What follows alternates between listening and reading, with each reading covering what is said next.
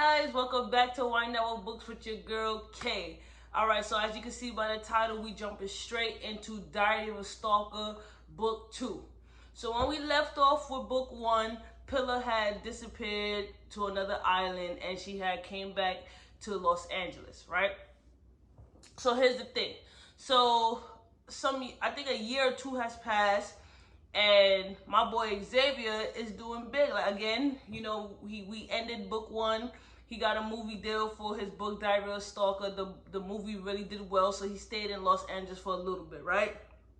And then, you know, my man has PTSD. He's still shaking up. So from the ordeal, Pilar comes back to LA. And she got plastic surgery on her face. So she looks like a completely different person. She didn't want anyone recognizing her because, as you know, she had did the case against Xavier. It hit the press, so she had to change her appearance, right? So now she's back. So she's basically back because she feels like Xavier did not do their story any justice. So the way that Pilar is depicted in the movie, she does not like. So she watched the movie multiple times, right? And each time she got pissed off because it made her look bad, and it made her look like, in her mind, it made her look like someone that she's not, that Xavier had no fault, right? So before I mentioned this, prior to that, Pilar had moved on to another dude that she was working with at another company. They was going good for a while. And then, you know, he started asking questions. She presented her real self, saying like, oh, you know, the movie that Xavier made is about me. I'm Pilar. So after she told him that, he started moving funny and she killed him. Come on. So now Pilar's back. Pilar has a vengeance. Now she's pissed off. She feels like she gave Xavier some leeway. She was gonna let him ride. She wanted him to come to his senses, but it seems like Xavier decides that he's going to do the opposite. So now she's pissed. So now she's back with a vengeance. So Xavier got a state-of-the-art security system stored in his house, right? And that has no justice with Pilar. That has not, like, Pilar could get past anything.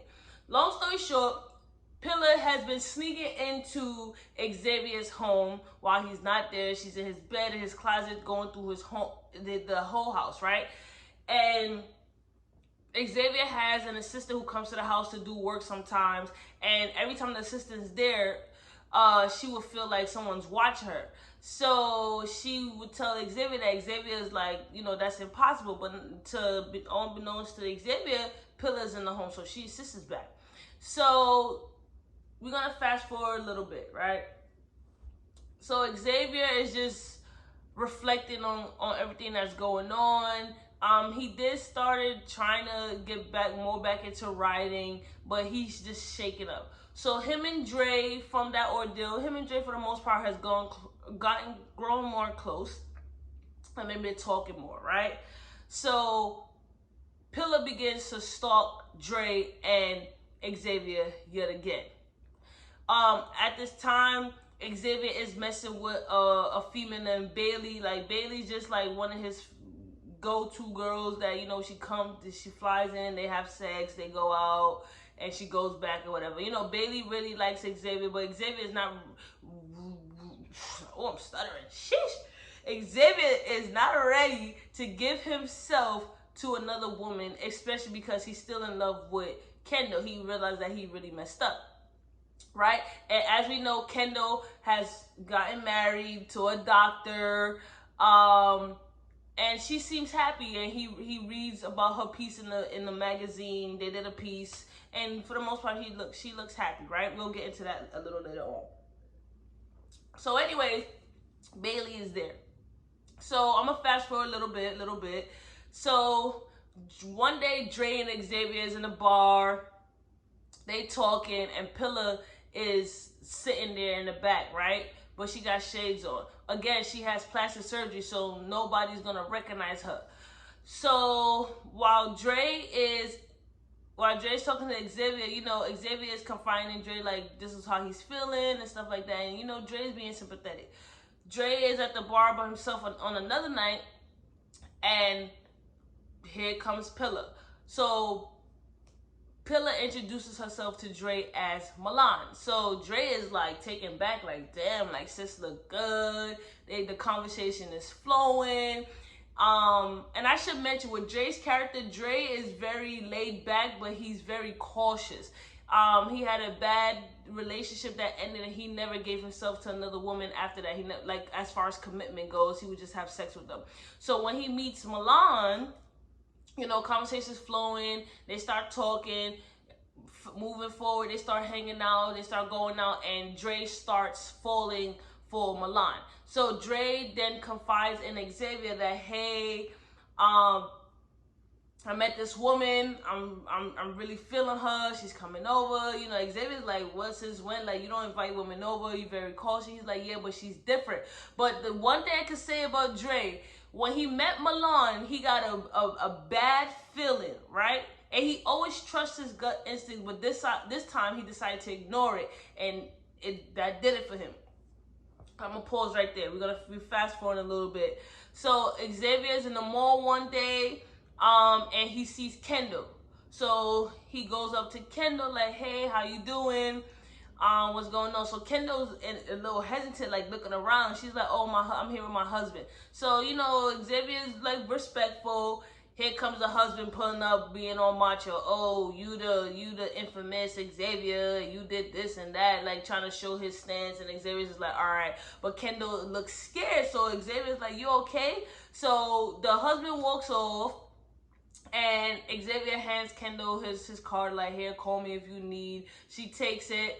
But while the husband back was turned or whatever, and then she walks away, but she looks back. So he gets a sense like something's going on. So I got the sense that homeboy is abusing Kendall. Like he has control over Kendall. Kendall's, you know, Kendall's a really already timid as it is, but he's giving control, abusive vibes, and Xavier felt the same way.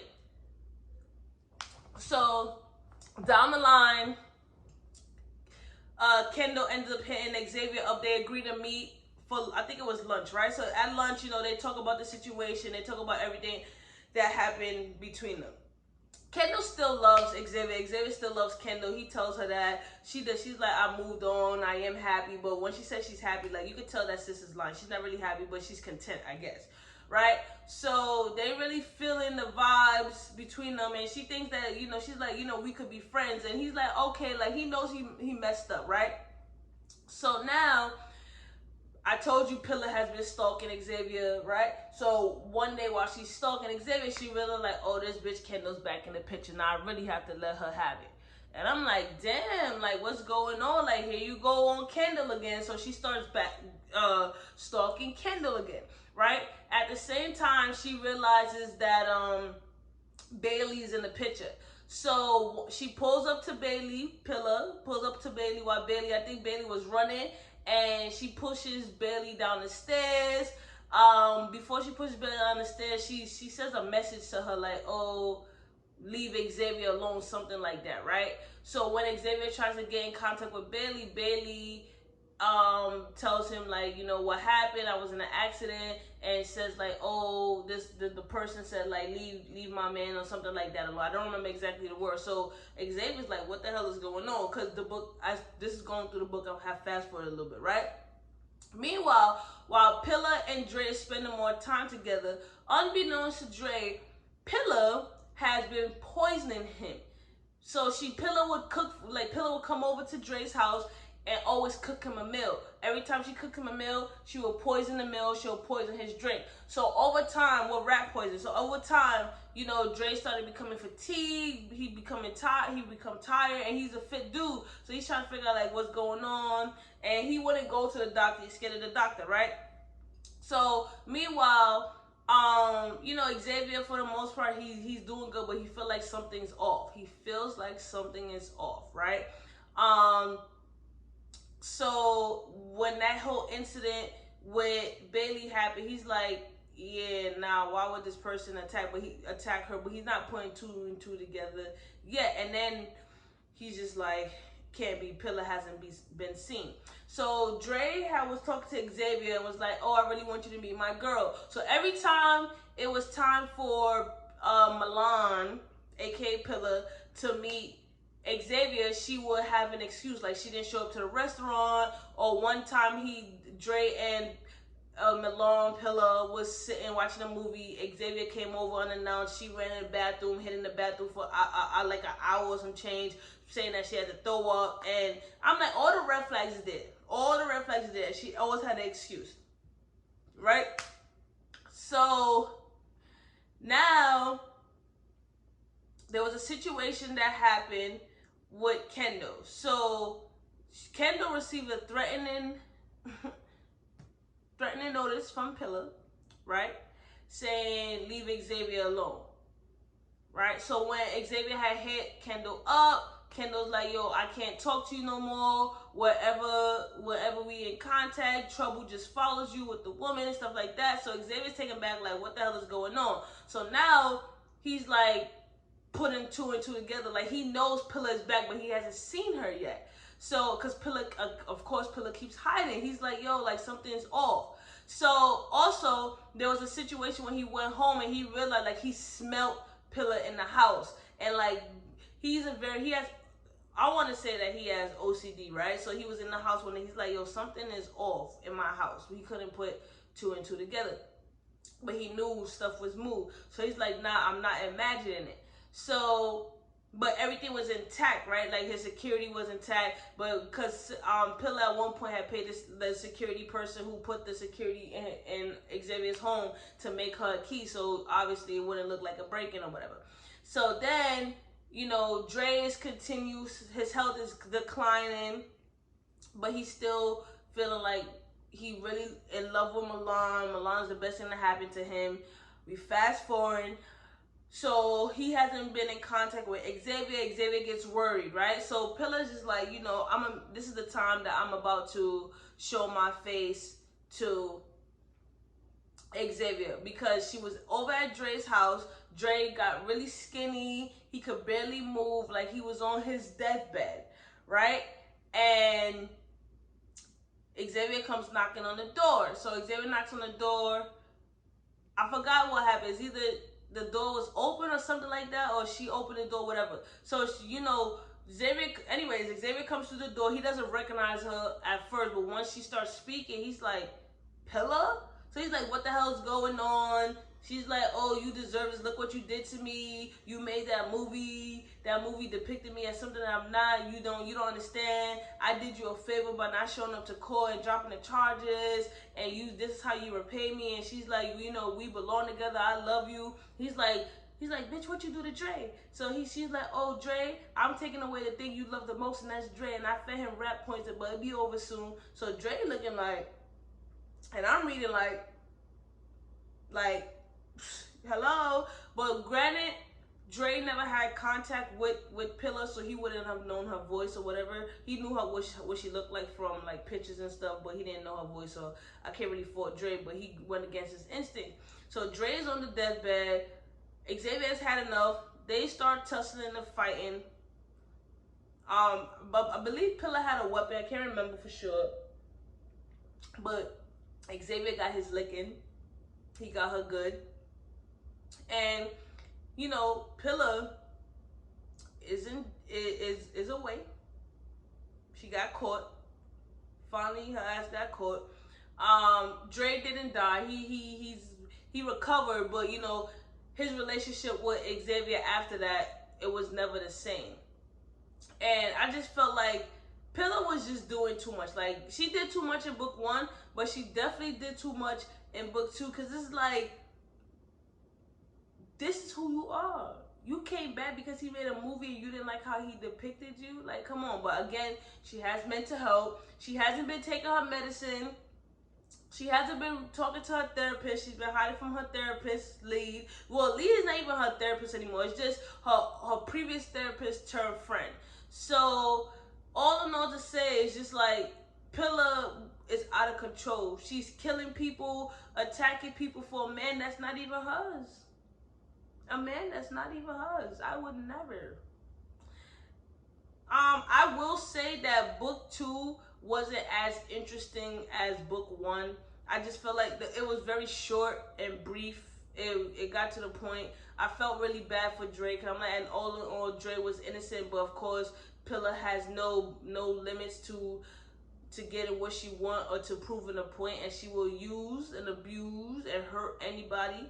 And I just felt like in this instance I felt bad for Xavier. Like in book one I didn't really feel bad for Xavier, but this one I'm like, Xavier is moving on from his life. He's trying to cope. He got PTSD. He's suffering enough mentally, emotionally, and she came back and still did this, and now she did this to his friend, and the friendship will never be. And I'm like, Xavier can't catch a break. But this book made it seem like Pilar will be coming back, because it ends. Let me see. Hold on real quick. She says something. I forgot what she said. She saw something, but I forgot what ends. I know she's locked up, but I will say this: it does end with Dre going to see, keeping in contact with Pilar. Like Dre's still overhead in love with Pilar, and he says he in the book he says like, oh, I see the best in her. I understand her. I understand what's going on, why she would act the way she acts. I was able to see a vulnerable side with her, because through conversation, you know, Pilar had cried at one point, and he was able to get through to her, and like she really did like Dre, but he was a casualty of the war she was in. But Dre keeps in contact, and that also put a strain on the relationship with Xavier, because Xavier's like, what the fuck, Dre? Like, why you keep communicating with Pilar? But Dre is sprung. And I'm just like, damn, dog, like, where's the code? Like, there's no bro code. But anyways, yeah, so the book was crazy. It was like I said, it was a fast pace. It wasn't that much action.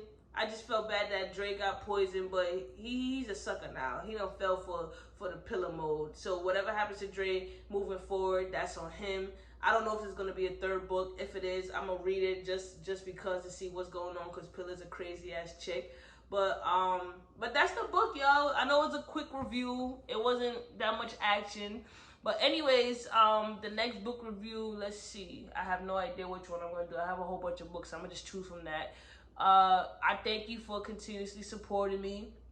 If you want me to review a book or read a book, drop it in the comments. Continue to like, share, subscribe. Follow me on Instagram, TikTok, and your girl is out.